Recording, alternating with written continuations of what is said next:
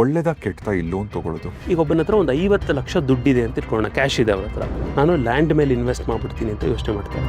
ಇನ್ನೊಬ್ಬ ಇರ್ತಾನೆ option B, ಅದೇನಂತ ಹೇಳಿದ್ರೆ ನಾನು ಲೋನ್ ತೊಗೊಂಡು ಮಾಡ್ತೀನಿ ಅಂತ ಹೇಳ್ಬಿಟ್ಟು. ನಮ್ಮ ಮೈಸೂರಲ್ಲಿ ಒಬ್ಬರು ಒಂದು 50 ಲಕ್ಷ ಇನ್ವೆಸ್ಟ್ ಮಾಡಿದ್ರು ಅಂತ ಇಟ್ಕೊಳ್ಳಿ.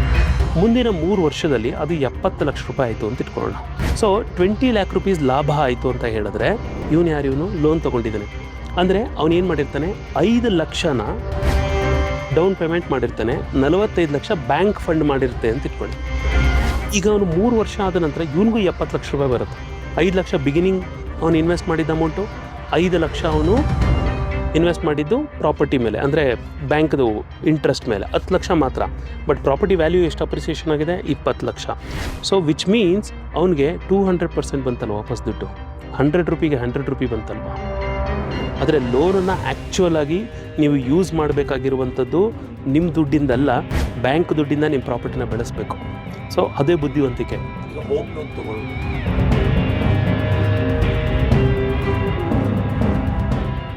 ತುಂಬ ಜನರು ಬ್ಯಾಂಕ್ಗಳಲ್ಲಿ ಲೋನ್ ತೊಗೊಂಡು ಮನೆ ಕಟ್ತಾರೆ, ಬಿಸ್ನೆಸ್ ಮಾಡ್ತಾರೆ, ಸಿಕ್ಕಾಪಟ್ಟೆ ರಾತ್ರೋರಾತ್ರಿ ಸಿಕ್ಕಾಪಟ್ಟೆ ದುಡ್ಡು ಮಾಡ್ತಾರೆ, ಸಕ್ಸಸ್ ಆಗ್ತಾರೆ ಲೋನ್ ತೊಗೊಂಡೆ. ಇನ್ನು ಕೆಲವರು ಲೋನ್ ತೊಗೊಳಕ್ಕೆ ಭಯ ಪಡ್ತಾರೆ. ಭಯಕ್ಕಿಂತ ಹೆಚ್ಚಾಗಿ ಲೋನ್ ತೊಗೊಂಡ್ರು ಅದರಲ್ಲಿ ಸಿಕ್ಕಾಕೊಂಡಿರ್ತಾರೆ.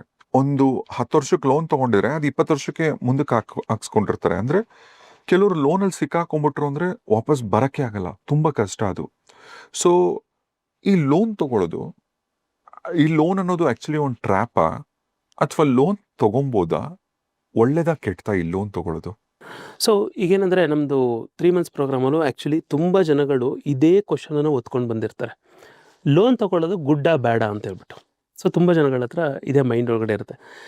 ನಾ ಹೇಳೋದು, ಎಲ್ಲರೂ ಹೆಂಗೆ ಯೋಚನೆ ಮಾಡ್ತಾರೆ ಗೊತ್ತಾ, ನನಗೆ ಅಫೋರ್ಡ್ ಮಾಡುವಂಥ ಸಾಮರ್ಥ್ಯ ಇಲ್ಲದೆ ಇದ್ದರೆ ಮಾತ್ರ ನಾನು ಲೋನ್ ತೊಗೋಬೇಕು ಅಂತ. ಬಟ್ ನಾ ಹೇಳೋದು ಅದು ತಪ್ಪು ನಿರ್ಧಾರ. ಆ ಥರ ಯೋಚನೆ ಮಾಡಬಾರ್ದು. ಇದು ಅಫೋರ್ಡಬಿಲಿಟಿ ಅಥವಾ ನಾನ್ ಅಫೋರ್ಡಬಿಲಿಟಿ ಅನ್ನೋದ್ರ ಮೇಲೆ ಲೋನ್ ವರ್ಕ್ ಆಗೋದಿಲ್ಲ. ನೀವು ಏನಕ್ಕೋಸ್ಕರ ಲೋನ್ ತೊಗೋತಾ ಇದ್ದೀರಾ ಅನ್ನೋದು ತುಂಬ ಇಂಪಾರ್ಟೆಂಟ್ ಆಗಿರುತ್ತೆ. ಒಂದು ಸಣ್ಣದೊಂದು ಎಕ್ಸಾಂಪಲ್ ಹೇಳ್ತೀನಿ. ಆಪ್ಷನ್ ಎ ಮತ್ತು ಆಪ್ಷನ್ ಬಿ ಅಂತೇಳಿ. ಈಗ ಆಪ್ಷನ್ ಎನಲ್ಲಿ ಈಗ ಒಬ್ಬನ ಹತ್ರ ಒಂದು 50 ಲಕ್ಷ ದುಡ್ಡಿದೆ ಅಂತ ಇಟ್ಕೊಳ್ಳೋಣ, ಕ್ಯಾಶ್ ಇದೆ ಅವ್ರ ಹತ್ರ. ಅವರು ಸಡನ್ನಾಗಿ ಏನಂತ ಯೋಚನೆ ಮಾಡ್ತಾರೆ, ನಾನು ಲ್ಯಾಂಡ್ ಮೇಲೆ ಇನ್ವೆಸ್ಟ್ ಮಾಡಿಬಿಡ್ತೀನಿ ಅಂತ ಯೋಚನೆ ಮಾಡ್ತಾರೆ. ಓಕೆ ಫೈನ್, ನೀವು ಲ್ಯಾಂಡ್ ಮೇಲೆ ಇನ್ವೆಸ್ಟ್ ಮಾಡ್ತೀರಲ್ವಾ. ಇನ್ನೊಬ್ಬ ಇರ್ತಾನೆ ಆಪ್ಷನ್ ಬಿ, ಅದೇನಂತ ಹೇಳಿದ್ರೆ ನಾನು ಲೋನ್ ತೊಗೊಂಡು ಮಾಡ್ತೀನಿ ಅಂತ ಹೇಳ್ಬಿಟ್ಟು. ಓಕೆ ಫೈನ್, ನೀವು ಲೋನ್ ತೊಗೊಂಡು ಮಾಡ್ತೀರಾ. 2 ಆಪ್ಷನ್ ಇದೆ ನಮ್ಮ ಹತ್ರ. ತುಂಬ ಜನ ಏನನ್ನು ಚೂಸ್ ಮಾಡ್ತಾರೆ, ಆಪ್ಷನ್ 1 ಅಂದರೆ ಏನೋ ಚೂಸ್ ಮಾಡ್ತಾರೆ. ಯಾಕೆ? ಬಿಕಾಸ್ ಅವ್ರಿಗೆ ಒಂದೇ ಸಲ ಕೊಟ್ಬಿಡ್ಬೇಕು ಅನ್ನೋಂಥ ನಿರ್ಧಾರ ಇರುತ್ತೆ. ಆದರೆ ನಂದು ರೀತಿ ಎಕ್ಸ್ಪ್ಲೇಷನ್ ಸ್ವಲ್ಪ ಡಿಫ್ರೆಂಟ್ ಇದೆ. ಇದೊಂದು ಸ್ವಲ್ಪ ಕ್ಲೀನಾಗಿ ಅರ್ಥ ಮಾಡೋಕ್ಕೂ ಸ್ವಲ್ಪ ಮ್ಯಾಥ್ಸು, ಬಟ್ ಎಕ್ಸಾಕ್ಟಾಗಿ ಹಾಗೆ ಹೋಗುವಂಥ ಅವಶ್ಯಕತೆ ಇಲ್ಲ. ಬಟ್ ಒಂದು ಅಪ್ರಾಕ್ಸಿಮೇಟಾಗಿ ನಾನು ನಿಮಗೆ ಹೇಳ್ತೀನಿ. ಒಬ್ಬ 50 ಲಕ್ಷ ತೊಗೊಂಡು ಬಂದು ಇನ್ವೆಸ್ಟ್ ಮಾಡಿದವನು, ಈಗ ಎಲ್ಲಾದರೂ ಆಗಿರಲಿ ಪ್ರಾಪರ್ಟಿ, ಫಾರ್ ಎಕ್ಸಾಂಪಲ್ ನಮ್ಮ ಮೈಸೂರಲ್ಲೇ ಆಯಿತಾ, ಮೈಸೂರಲ್ಲಿ almost it's a fastest growing city also. ಎಲ್ಲಿ ಬೇಕಾದರೂ ಆಗಿರಲಿ, ನಮ್ಮ ಮೈಸೂರಲ್ಲೇ ಒಬ್ಬರು ಒಂದು 50 ಲಕ್ಷ ಇನ್ವೆಸ್ಟ್ ಮಾಡಿದ್ರು ಅಂತ ಇಟ್ಕೊಳ್ಳಿ. ಮುಂದಿನ 3 ವರ್ಷದಲ್ಲಿ ಅದು 70 ಲಕ್ಷ ರೂಪಾಯಿ ಆಯಿತು ಅಂತ ಇಟ್ಕೊಳ್ಳೋಣ. It become 70 lac rupees. 20 lakh ಲಾಭ ಆಯಿತು. ಸೊ 20 ಲ್ಯಾಕ್ ರುಪೀಸ್ ಲಾಭ ಆಯಿತು ಅಂತ ಹೇಳಿದ್ರೆ ಎಷ್ಟು ಪರ್ಸೆಂಟೇಜ್ ಪ್ರಾಫಿಟ್ ಬಂದಾಗಾಯಿತು? ಆಲ್ಮೋಸ್ಟ್ ನಿಯರ್ಲಿ 40% ಬಂದಾಗಾಯಿತು ಅಲ್ವಾ. ಸೊ ಎಲ್ಲರೂ ಏನು ಅನ್ಕೊಳ್ತಾರೆ, ಓಕೆ ನನಗೆ 40% ಪ್ರಾಫಿಟ್ ಬಂತಪ್ಪ ಅಂತೇಳಿ. ಆದರೆ ಆಲ್ಟರ್ನೇಟಿವ್ಲಿ ಒಂದು ಇಂಟ್ರೆಸ್ಟಿಂಗ್ ಫ್ಯಾಕ್ಟ್ ಏನು ಗೊತ್ತಾ, ಆಪ್ಷನ್ ಬಿ ಇವನು ಲೋನ್ ತೊಗೊಂಡಿದ್ದಾನೆ. ಅಂದರೆ ಅವನು ಏನು ಮಾಡಿರ್ತಾನೆ, 5 ಲಕ್ಷನ ಡೌನ್ ಪೇಮೆಂಟ್ ಮಾಡಿರ್ತಾನೆ, 45 ಲಕ್ಷ ಬ್ಯಾಂಕ್ ಫಂಡ್ ಮಾಡಿರುತ್ತೆ ಅಂತ ಇಟ್ಕೊಳ್ಳಿ. ಇವಾಗ ಅವನು ಏನು ಮಾಡ್ತಾನೆ, ಬ್ಯಾಂಕಲ್ಲಿ ಫಂಡ್ ಮಾಡಿರುವಂಥ ದುಡ್ಡನ್ನು ತೊಗೊಂಡು ಎರಡೂ ಒಟ್ಟಿಗೆ ಸೇರಿ ಅವನು ಇನ್ವೆಸ್ಟ್ ಮಾಡಿಬಿಟ್ಟು ಒಂದು ಸೈಟ್ ತೊಗೊಂಡಿರ್ತಾನೆ ಅಥವಾ ಒಂದು ಪ್ರಾಪರ್ಟಿಗೆ ಇನ್ವೆಸ್ಟ್ ಮಾಡಿರ್ತಾನೆ. ಈಗ ನೋಡಿ ಇಲ್ಲಿ ಅರ್ಥ ಮಾಡ್ಕೊಳ್ಳಿ ಎಷ್ಟು ಬ್ಯೂಟಿಫುಲ್ ಆಗಿದೆ ಇದು ಅಂತ ಹೇಳಿದ್ರೆ, ಈಗ ಅವನು 3 ವರ್ಷ ಆದ ನಂತರ ಇವನಿಗೂ 70 ಲಕ್ಷ ರೂಪಾಯಿ ಬರುತ್ತೆ. ಅಂದರೆ 70 ಲಕ್ಷ ರೂಪಾಯಿ ಪ್ರಾಪರ್ಟಿ ಅದು. ಆದರೆ ಇವನ ಆ್ಯಕ್ಚುಯಲ್ ಔಟ್ಫ್ಲೋ ಎಷ್ಟು ಗೊತ್ತಾ, 5 ಲಕ್ಷ ಪ್ಲಸ್ ಬ್ಯಾಂಕ್ಗೆ ಕಟ್ಟದಂಥ EMIನ ಇಂಟ್ರೆಸ್ಟ್ ಪೋರ್ಷನ್ ಮಾತ್ರ ಇವನ ಔಟ್ಫ್ಲೋ. ಅಂದರೆ ನಿಯರ್ಲಿ ಅವ್ನು ಬ್ಯಾಂಕ್ಗೆ ಅರೌಂಡ್ ಒಂದು 35-40 ಸಾವಿರ EMI ಕಟ್ತಿರ್ತಾನೆ ಅಂತ ಇಟ್ಕೊಳ್ಳಿ. ಅವನು ಒಂದು 3 ವರ್ಷ ಕಟ್ಟಿದ್ರು 10 ಲಕ್ಷ ಕಟ್ಟಿದರೆ 5 ಲಕ್ಷ ಇಂಟ್ರೆಸ್ಟ್ಗೆ ಹೋಯ್ತು ಅಂತ ಇಟ್ಕೊಳ್ಳಿ. 5 ಲಕ್ಷ ಬಿಗಿನಿಂಗ್ ಅವನು ಇನ್ವೆಸ್ಟ್ ಮಾಡಿದ್ದ ಅಮೌಂಟು, 5 ಲಕ್ಷ ಅವನು ಇನ್ವೆಸ್ಟ್ ಮಾಡಿದ್ದು ಪ್ರಾಪರ್ಟಿ ಮೇಲೆ, ಅಂದರೆ ಬ್ಯಾಂಕ್ದು ಇಂಟ್ರೆಸ್ಟ್ ಮೇಲೆ 10 ಲಕ್ಷ ಮಾತ್ರ. ಬಟ್ ಪ್ರಾಪರ್ಟಿ ವ್ಯಾಲ್ಯೂ ಎಷ್ಟು ಅಪ್ರಿಸಿಯೇಷನ್ ಆಗಿದೆ, 20 ಲಕ್ಷ. ಸೊ ವಿಚ್ ಮೀನ್ಸ್ ಅವನಿಗೆ 200% ಬಂತಲ್ವ ವಾಪಸ್ ದುಡ್ಡು. 100 ರೂಪಿಗೆ 100 ರೂಪಿ ಬಂತಲ್ವಾ. ಸೊ ತುಂಬ ಜನಗಳು ಈ ಮಿಸ್ಟೇಕನ್ನು ಮಾಡ್ತಾರೆ. ಅಂದರೆ the people are not knowing ದುಡ್ಡನ್ನ ಅಂದರೆ ಲೋನ್ ತೊಗೊಂಡಿದ್ದನ್ನು ಹೆಂಗೆ ಯೂಸ್ ಮಾಡಬೇಕು ಅಂತ. ಓಕೆ, ದುಡ್ಡನ್ನು ನಾನು ಹೇಳೋದು, ನಿಮ್ಮ ಹತ್ರ ದುಡ್ಡಿದೆ ಅದನ್ನು ಸ್ಟಾಕ್ಸಲ್ಲಿ ಆ ಥರ ಬೇರೆ ಬೇರೆದ್ರಲ್ಲಿ ಹಾಕಿ ಬೆಳೆಸೋಕ್ಕೆ ಟ್ರೈ ಮಾಡಿ. ಪರ್ಸ್ನಲ್ ಲೋನ್ ತೊಗೊಂಡ್ಬಿಟ್ಟು ಸ್ಟಾಕ್ ಹಾಕೋದು ತಪ್ಪು. ಬ್ಯಾಂಕ್ ದುಡ್ಡಲ್ಲಿ ನೀವು ಲೋನ್ ತೊಗೊಳ್ಳಿ, ಯಾಕಂದರೆ ಕಮ್ಮಿಗೆ ಇಂಟ್ರೆಸ್ಟಿಗೆ ಸಿಗುತ್ತೆ. ನಿಮ್ಗೆ 8%, 9%, 10%ಗೆಲ್ಲ ಮ್ಯಾಕ್ಸಿಮಮ್ ಸಿಕ್ಬಿಡುತ್ತೆ ನಿಮ್ಗೆ ಲೋನು. ನೀವು ಬ್ಯಾಂಕ್ ಕಟ್ಟುವಂಥ ಇಂಟ್ರೆಸ್ಟ್ ಪೋರ್ಷನ್ ಮಾತ್ರ ಜಾಸ್ತಿ ಹೋದರೂ ಇಟ್ ಈಸ್ ಅಬ್ಸಲ್ಯೂಟ್ಲಿ ಓಕೆ. ಈಗ ಜನಗಳು ಎಲ್ಲಿ ಮಿಸ್ಟೇಕ್ ಮಾಡ್ಕೋತಾರೆ ಅಂತ ನಾನು ನಿಮ್ಗೆ ಹೇಳ್ತೀನಿ ಕೇಳಿ. ಯಾಕೆ ಕೆಲವರು ಲೋನಿಗೆ ಸಿಗಾಕೊಂಡು ಒದ್ದಾಡ್ತಿರ್ತಾರೆ, ಇನ್ನು ಕೆಲವರು ಯಾಕೆ ಲೋನಿಗೆ ಸಿಗಾಕೊಂಡು ಬೆಳೀತಾ ಇರ್ತಾರೆ ಅಂತ ಹೇಳ್ತೀನಿ. It's very interesting. ಲೋನಿಗೆ ಸಿಗಾಕೊಂಡು ಒದ್ದಾಡೋದು ಯಾರು ಗೊತ್ತಾ? ಫ್ರಿಜ್ಗೆ, ಟಿವಿಗೆ, ಫರ್ನಿಚರ್ಗೆ, ಈ ಥರ ವಿಷಯಗಳಿಗೆ ಲೋನ್ ಮಾಡಿಬಿಟ್ಟು ಕಾರ್ಗೆ, ಬೈಕ್ಗೆ, ಐಫೋನ್ಗೆ, ಇವುಗಳಿಗೆಲ್ಲ ಯಾರು ಲೋನ್ ಮಾಡ್ತಾರೆ? They will stuck in the cycle of repayment. ಈಗ ಮದುವೆಗಳಿಗೆ ಲೋನ್ ತೊಗೊಂಡ್ರೆ ಅದನ್ನು ತಪ್ಪೆ. ಸೊ ನಾ ಹೇಳೋದು those are all cycle of repayment.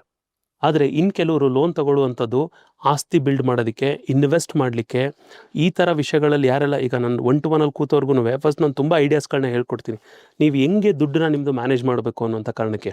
ತುಂಬ ಜನಕ್ಕೆ ಯಾಕೆ ಅವ್ರಿಗೆ ತಲೆ ಆ ಕ್ಷಣದಲ್ಲಿ ಓಪನ್ ಅಪ್ ಆಗುತ್ತೆ ಅಂತ ಹೇಳಿದ್ರೆ ಅವ್ರಿಗೆ ಬೇರೆ ಆ್ಯಂಗಲಲ್ಲಿ ಯೋಚನೆ ಮಾಡಿರೋದಿಲ್ಲ.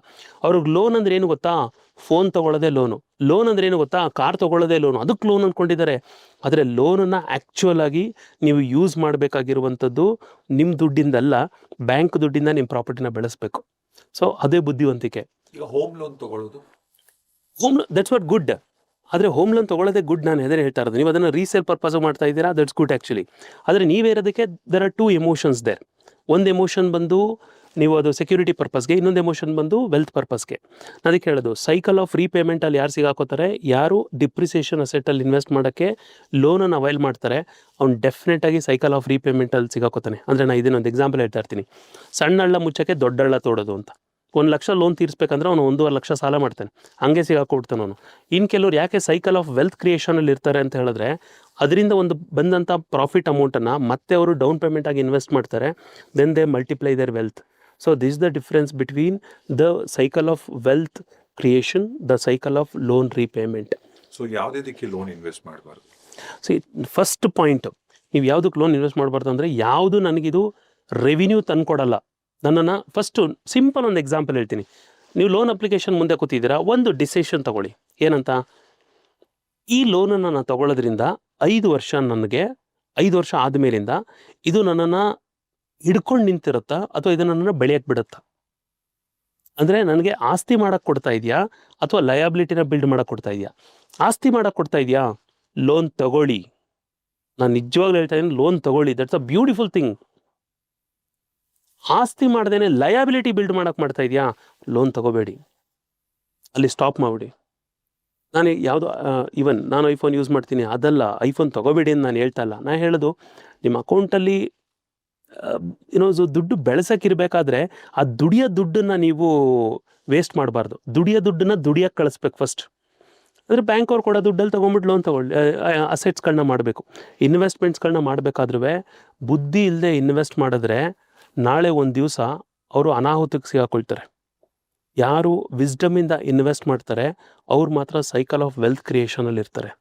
ಸೊ ಹಾಗಾಗಿ ಈ ಡಿಫ್ರೆನ್ಸು ತುಂಬ ಜನಗಳಿಗೆ ಗೊತ್ತಿಲ್ಲ. ಅಂದರೆ ಲೋನ್ ಅಂತ ಹೇಳಿದ ತಕ್ಷಣ ಅವ್ರು ಏನು ಅನ್ಕೊಬಿಡ್ತಾರೆ? ಬ್ಯಾಡ್, ಲೋನ್ ಈಸ್ ಬ್ಯಾಡ್. ಬಟ್ ತಪ್ಪದು. ಈಗ ನೀವೇ ಹೇಳ್ದಂಗೆ ಹಣನ ಸಂಪಾದನೆ ಮಾಡೋದಲ್ಲ, ಹಣನ ಉಳಿಸ್ಕೊಳ್ಳೋದು, ಮ್ಯಾನೇಜ್ ಮಾಡೋದು ಕೂಡ ಬಹಳನೇ ಮುಖ್ಯ ಅಂತ. ಸಿಂಪಲ್ ಆಗಿ ಹೇಳಬೇಕು ಅಂದರೆ, ಈ ಪರ್ಸ್ನಲ್ ಫಿನಾನ್ಸಸ್, ಈಗ ಕೆಲವರು ಕೆಲಸ ಮಾಡ್ತಿರ್ತಾರೆ, ಬರ್ತಿರ್ತಕ್ಕಂಥ ಸಂಬಳನ ಎಲ್ಲಿ ಇನ್ವೆಸ್ಟ್ ಮಾಡಬೇಕು, ಹೇಗೆ ಇನ್ವೆಸ್ಟ್ ಮಾಡಬೇಕು ಅಂತಲೇ ಐಡಿಯಾ ಇರಲ್ಲ. ತುಂಬ ಜನ ದುಡಿತಾರೆ, ಆದರೆ ದುಡ್ದಿದ್ದನ್ನು, ಈ ಪರ್ಸ್ನಲ್ ಫಿನಾನ್ಸ್ನ ಮ್ಯಾನೇಜ್ ಮಾಡೋದೇ ಗೊತ್ತಿಲ್ಲ. ನಿಮ್ಮ ಪ್ರಕಾರ ಈ ಪರ್ಸ್ನಲ್ ಫಿನಾನ್ಸಸ್ ಹ್ಯಾಂಡಲ್ ಮಾಡೋದ್ರಲ್ಲಿ ಜನ ಎಲ್ಲಿ ದಾರಿ ತಪ್ತಿದ್ದಾರೆ ಅಥವಾ ಎಲ್ಲಿ ಅವ್ರಿಗೆ ವರ್ಕ್ ಆಗ್ತಿಲ್ಲ? ಸೊ ನನ್ನ ಜೊತೆ 1-to-1 ಕೂತ್ಕೊಂಡಾಗ ನಾನು ಅವ್ರಿಗೆ ಐಡಿಯಾಗಳನ್ನ ಹೇಳ್ಕೊಡ್ತಾ ಇರ್ತೀನಿ. ಅಂದರೆ ನನ್ನ ಬ್ರೈನ್ ನ್ಯೂರಾನ್ಸ್ ಯಾವ ಥರ ವರ್ಕ್ ಆಗೋಕ್ಕೆ ಸ್ಟಾರ್ಟ್ ಆಗೋಗಿದೆ ಅಂದರೆ, ಒಬ್ಬರು ಫಿನಾನ್ಸ್ದು ಅವ್ರು ಹೇಳ್ತಿದ್ದಂಗೆ ಐ ಕುಡ್ ಪ್ರೆಡಿಕ್ಟ್ ಅವ್ರು ಇಲ್ಲೇ ಮಿಸ್ಟೇಕ್ ಮಾಡ್ತಾ ಇದ್ದಾರೆ ಅಂತ ಗೊತ್ತಾಗ್ಬಿಡುತ್ತೆ ನನಗೆ. ಈಗ ನನ್ನ ಜೊತೆ ತುಂಬ ಜನ ಕೂತ್ಕೊಂಡವರು, ಅವ್ರಿಗೆ ನಾನು ಕೇಳ್ತೀನಿ, ಹೆಂಗೆ ಮಾಡಿದ್ರಿ ಸರ್ ನೀವು ಇನ್ವೆಸ್ಟ್ಮೆಂಟು ಅಂತೇಳ್ಬಿಟ್ಟು.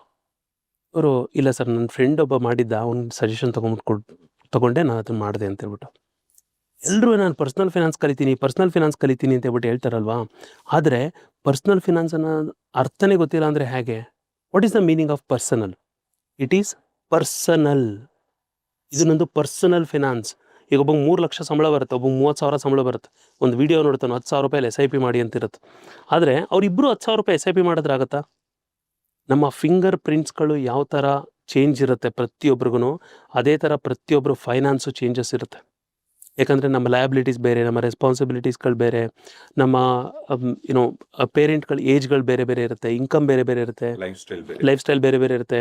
There are multiple things.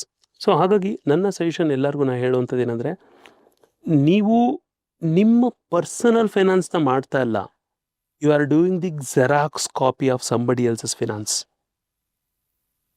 ಯಾರಿಗಾದ್ರೂ ಏನಾದ್ರೂ ಮ್ಯೂಚುವಲ್ ಫಂಡಲ್ಲಿ ಇನ್ವೆಸ್ಟ್ ಮಾಡಬೇಕು ಅಂದರೆ ರಪ್ಪ ಅಂತ ಫ್ರೆಂಡಿಗೆ ಫೋನ್ ಎತ್ಕೋತಾರೆ, ಇದು ಮಾಡಬೇಕು, ಯಾವುದಕ್ಕೆ ಇನ್ವೆಸ್ಟ್ ಮಾಡಲಿ ಅಂತ ಹೇಳ್ಬಿಟ್ಟು ಫೋನ್ ಮಾಡ್ತಾರೆ. That's a wrong way.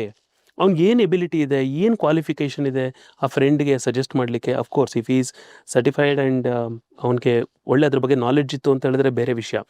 ಆದರೆ ಅವನು ಎಲ್ಲೋ ಒಂದು ಇಂಟರ್ನೆಟ್ಟಲ್ಲಿ ನೋಡಿಕೊಂಡು ಎಲ್ಲೋ ಒಂದು ಕಡೆ ಏನಾದರೂ ಅವ್ನು ಇನ್ವೆಸ್ಟ್ ಮಾಡಿಬಿಟ್ಟಿದ್ರೆ ಬಹುಶಃ ಅವನು ಟ್ರ್ಯಾಪಲ್ಲಿ ಇರ್ತಾನೆ, ಅವನ ಜೊತೆಗೆ ಇವ್ರನ್ನೂ ಹೇಳ್ಕೊಂಡು ಹೋಗ್ಬಿಟ್ಟು ಟ್ರ್ಯಾಪಲ್ಲಿ ಸಿಗಾಕ್ಸಿರ್ತಾನೆ.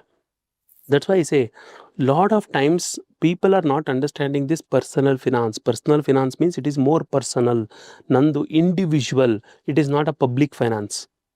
ಸೊ ಒಬ್ರ ಥರ ಒಬ್ರದ್ದು ಇರೋದಕ್ಕೆ ಸಾಧ್ಯನೇ ಇಲ್ಲ. ಹಂಗಾಗಿ ನಾನು ಎಲ್ರಿಗೂ ಹೇಳೋದು, ಈ ವಾರ ಒಂದೇ ಒಂದು ಆ್ಯಕ್ಟಿವಿಟಿ ಮಾಡಿ. This is very interesting activity also.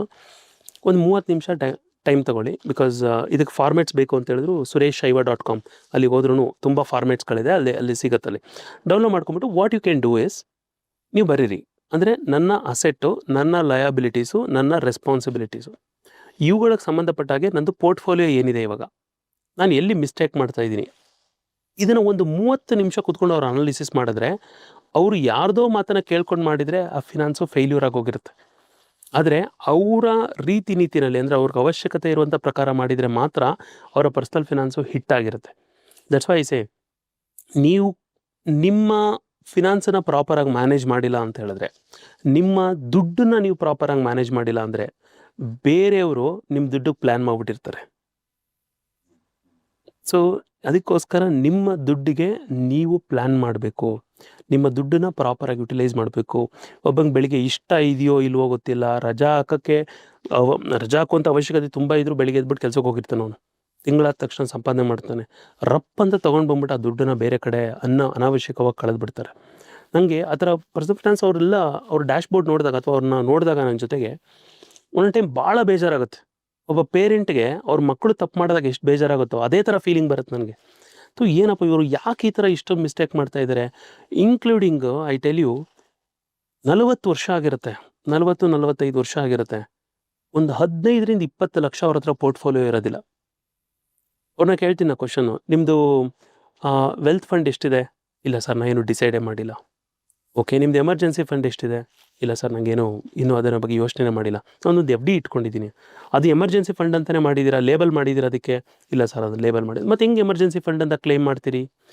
C, if you are in the trap, ಅಂದರೆ ನೀವು ಯಾವುದನ್ನು ಲೇಬಲ್ ಮಾಡ್ದೇನೆ, ಫಿನಾನ್ಸ್ನ ಪ್ರಾಪರಾಗಿ ಮ್ಯಾನೇಜ್ ಮಾಡ್ದೇನೆ ಇದ್ದರೆ, ವಯಸ್ಸಾದಂಥ ಕಾಲದಲ್ಲಿ ನಾನು ಅವರನ್ನು ಝೂಮಲ್ಲಿ 1-to-1 ಭೇಟಿ ಮಾಡೋದಲ್ಲ, ವೃದ್ಧಾಶ್ರಮದಲ್ಲಿ ಭೇಟಿ ಮಾಡಬೇಕಾಗತ್ತೆ. ಸೊ ಯಾಕಂದರೆ ಇವತ್ತಿನ ಜನ್ರೇಷನ್ ಅದೇ ಥರ ಇದೆ. ಹಾಗಾಗಿ ಹಿಂಗೆ ಅನ್ನುವಷ್ಟೊತ್ತಿಗೆ ಡಿಕೇಟ್ಸ್ಗಳಾಗೋಗುತ್ತೆ. ಕೋವಿಡ್ ಮುಗಿಸಿ 5 ವರ್ಷ ಆಗೋಯ್ತು ನಾವು. ಹಾಗಾಗಿ ತುಂಬ ಫಾಸ್ಟಾಗಿ ಟೈಮ್ ಹೋಗ್ತಾ ಇದೆ. ಇವತ್ತು ಕೂತ್ಕೊಂಡು ಅವರ ಪ್ಲ್ಯಾನಿಂಗ್ಸ್ಗಳನ್ನ ಮಾಡಿಲ್ಲ ಅಂತ ಹೇಳಿದ್ರೆ then it is completely gone. ಕೆಲವರು ತುಂಬ ಚೆನ್ನಾಗಿ ಪ್ಲ್ಯಾನ್ ಮಾಡಿದ್ದೀನಿ ಅಂತ ಅಂದ್ಕೊಂಡಿರ್ತಾರೆ, ಬಟ್ ಆ್ಯಕ್ಚುಲಿ ಅವ್ರ ಪ್ಲ್ಯಾನೇ ಅಲ್ಲ. ಇದು ಹೆಂಗಂದರೆ, operation is successful but patient died. ಇದೊಂದು ಫೇಮಸ್ ಸೇಯಿಂಗ್ ಇದೆಯಲ್ಲ, ಆಪ್ರೇಷನ್ ಚೆನ್ನಾಗಿ ಸಕ್ಸಸ್ಫುಲ್ ಆಗಾಯಿತು ಆದರೆ ಪೇಷಂಟೇ ಬದುಕಿಲ್ಲ. ನಾನು ಫಿನಾನ್ಷಿಯಲ್ ಪ್ಲಾನಿಂಗ್ ಸೂಪರ್ ಡೂಪರಾಗಿ ಮಾಡಿದ್ದೀನಿ, ಆದರೆ ಅದಕ್ಕೆ ಅರ್ಥನೇ ಇಲ್ಲ ಅಂತ ಹೇಳಿದ್ರೆ ಯಾವ ರೀತಿ ಪ್ರಯೋಜನ ಆಗುತ್ತೆ? That's why it is very essential for every one. ಕುತ್ಕೊಂಡು ಅವರ ಫಿನಾನ್ಸನ್ನು ರಿವ್ಯೂ ಮಾಡುವಂಥದ್ದು, ರಿವೈಸ್ ಮಾಡುವಂಥದ್ದು ತುಂಬ ಎಸೆನ್ಷಿಯಲ್. ಅದನ್ನು ನೆಗ್ಲೆಕ್ಟ್ ಮಾಡಲೇಬಾರ್ದು ಯಾವತ್ತು. ಈಗ ಹಣದ ವಿಚಾರವಾಗಿ ಕೆಲವ್ರಿಗೆ ಮಾತ್ರನೇ ಹಣ ಸೇರುತ್ತೆ. ಕೆಲವೊಂದು ಸಾರಿ ಹೇಳ್ತಾರೆ, ಬಿಕಾಸ್ ನಾನು ಹಣನ ರೆಸ್ಪೆಕ್ಟ್ ಮಾಡ್ತೀನಿ ಅಥವಾ ಹಣನ ಪ್ರೀತಿಸ್ತೀನಿ, ಅದಕ್ಕೆ ನನಗೆ ಹಣ ಸೇರುತ್ತೆ ಅಂತ. ಏನಾದರೂ ಒಂದು ನಂಬಿಕೆ ಅಂತ, ಒಂದು ರಿಚುವಲ್ ಅಥವಾ ಏನಾದರೂ ಈ ಕೆಲಸ ಮಾಡಿದ್ರೆ ನಾವು ಹಣನ ಅಟ್ರಾಕ್ಟ್ ಮಾಡ್ಬೋದು ಅಥವಾ ಹಣನ ಸೇರ್ತಕ್ಕಂಥ ಸಾಧ್ಯತೆಗಳಿರುತ್ತಾ? ಅಂಥದ್ದು ಏನಾದರೂ ಒಂದು ಹೇಳ್ಕೊಡ್ಬೋದಾ ನೀವು? ನೀವೀಗೆಲ್ಲ ಹೇಳ್ತೀರಿ, ನಾನು ದುಡ್ಡನ್ನು ರೆಸ್ಪೆಕ್ಟ್ ಮಾಡ್ತೀನಿ, ಐ ಲವ್ ಮನಿ ಅಂತ ಹೇಳ್ಬಿಟ್ಟೆಲ್ಲ ಅಫರ್ಮೇಷನ್ಸ್ಗಳೆಲ್ಲ ಬರಿತೀರಿ, ದುಡ್ಡನ್ನು ಗೌರವಿಸ್ತೀನಿ ಅಂತ ಹೇಳ್ಬಿಟ್ಟು ಬೇರೆ ಎಲ್ಲ ಹೇಳ್ತಾರೆ ಜನಗಳೆಲ್ಲ ಅಲ್ವಾ? ಆದರೆ ಎಕ್ಸಾಕ್ಟ್ಲಿ ಅವ್ರು ಮಾಡ್ತಾ ಇರೋದೇನೆಂದರೆ ಡೆಡ್ ಆಪೋಸಿಟ್. ಒಂದ್ ಕಡೆಯಿಂದ ಐ ಲವ್ ಮನಿ ಅಂತ ಹೇಳ್ಬಿಟ್ಟು ಹೇಳ್ತಾರೆ, ಆಪೋಸಿಟ್ ಸೈಡಲ್ಲಿ ಅವ್ರು ಏನು ಮಿಸ್ಟೇಕ್ ಮಾಡ್ತಿರ್ತಾರೆ ಗೊತ್ತಾ,